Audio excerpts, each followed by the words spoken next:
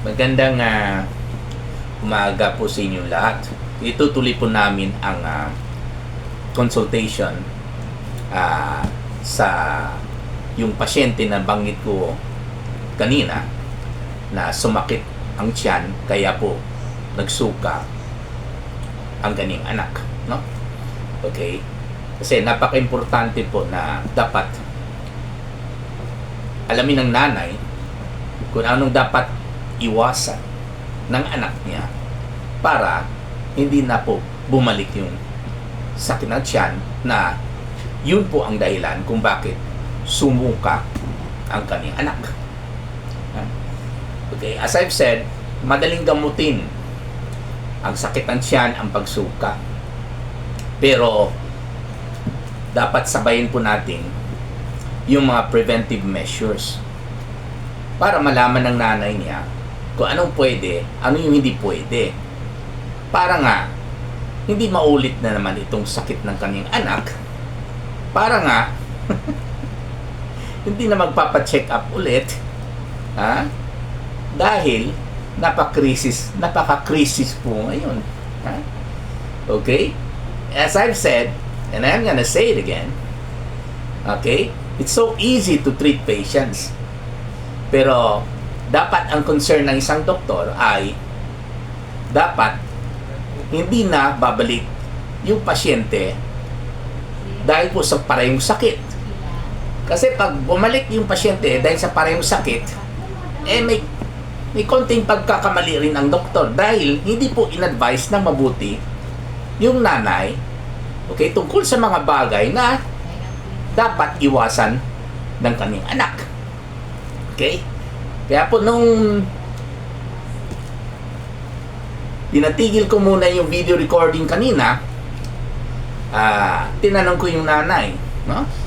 Kung uminom ba siya ng soft drinks ang kanyang anak kahit walang laman ng tiyan. Ang sagot ng nanay, opo, uminom daw. Tapos nagrarason pa ang nanay, parang lawyer nga ng kanyang anak eh. Nagdarason pa ang nanay, kasi pag hindi ko bigyan ng soft drinks, iiyak daw ang kanyang anak. Naku po. Naku. Alam mo ninyo, hayaan lang ninyo mag-iyak mga anak ninyo. Lalo kung hindi talaga pwede,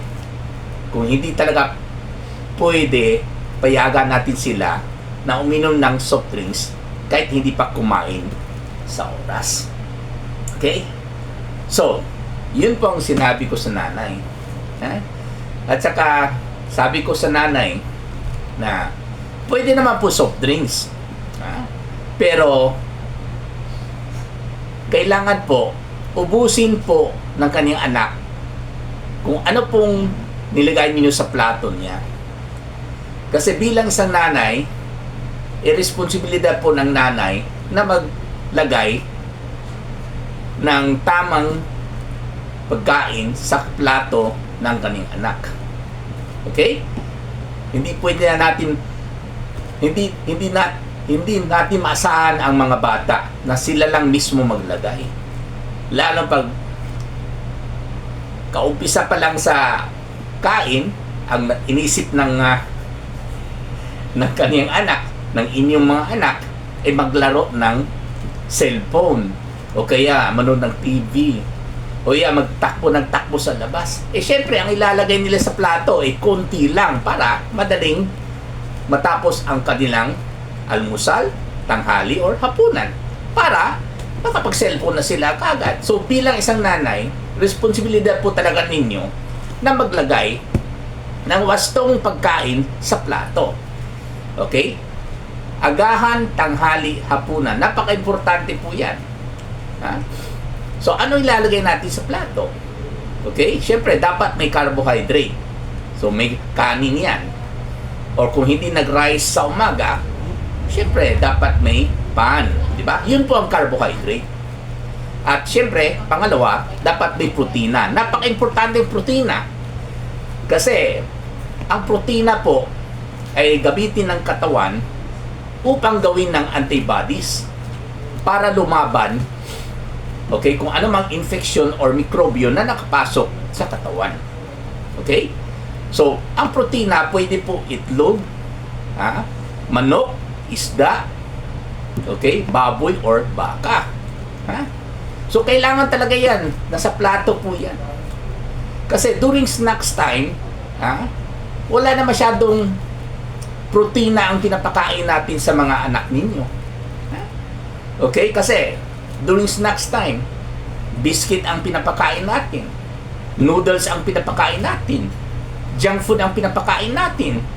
Okay naman po yan. Hindi naman talaga masama ang noodles at saka junk food kasi mga carbohydrate po yan. Dagdag po ng calories sa katawan ng mga anak. Okay? Yun po ang source of calories. Hindi po masama basta para sa snacks. Pero pag agahan, tanghali, hapunan, kailangan talaga may protina na kailangan ubusin nila kung anong nilagay ninyo sa plato nila. Okay? Sabi ko nga sa kanya, pwede naman ipainom ng soft drinks pero huwag isabay. Kailangan gawin kondisyon ang soft drinks. Hindi pa. Gawin suhol pala ang soft drinks. Pero may kondisyon. Kailangan ubusin ng mga anak nila kung anong nilagay ninyo sa plato nila. Kailangan ubusin ninyo yung kanin at saka yung protina, whether itlog, egg white, manok, isda, baboy, or baka. At syempre, dapat may gulay. Okay? Para dagdag ng vitamins at saka fiber. Okay? So, kailangan ubusin nila yung nasa plato para makainom sila ng soft drinks. Hindi po pwede isabay ang soft drinks, Kasi, pag mauna ang soft drinks, lalo na nag-uhaw ang pasyente, ang mga anak ninyo, pag inuna nilang soft drinks, mabubusog sila sa soft drinks at hindi nila maubos yung nasa platong nila. Ang soft drinks mo walang protina. Okay? So, kailangan ang soft drinks gawin suhol. Kailangan ubusin ang nasa plato bago or para makainom ka ng soft drinks. Wala namang masamang soft drinks for as long as maubos yung nilagay niyo sa plato. Particularly, yung protina. Okay? So, ganyan po ang suhol system natin. Hindi talaga totally masama ang soft drinks, ang junk food, ang noodles, ang ice cream, ang cake, hindi po totally masama yan. For as long as ubusin nila yung protina na niligay ninyo sa plato. At ulitin ko na naman, itlog, in the form of egg white, lalo yung nilaga, hard-boiled, itapon yung yellow kasi cholesterol po yan. Kahit 3 itlog per meal, kahit bata, as young as, ilang taon na pa siya? 4 years old, pwede na 3 itlog. Egg white, hard-boiled dapat, para walang oil, at saka para, yun po ang the best preparation ng itlog. Hard-boiled.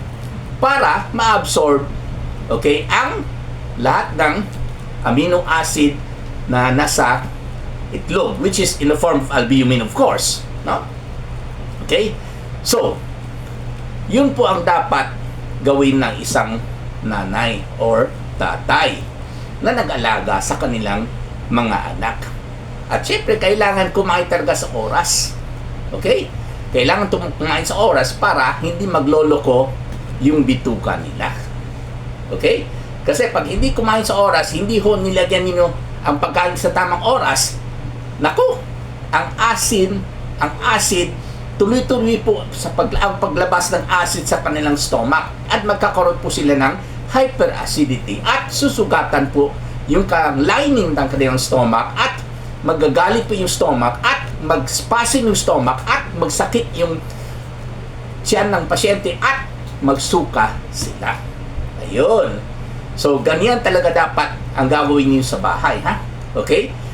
Kung gusto nilang soft drinks, gusto nilang junk food, gusto nilang juice, kailangan ubusin mo muna yung nasa plato mo, lalo yung protina. Okay? So, yun talaga ang gawin niyo sa bahay para hindi po magiging malnourished yung mga anak ninyo. Maraming salamat po.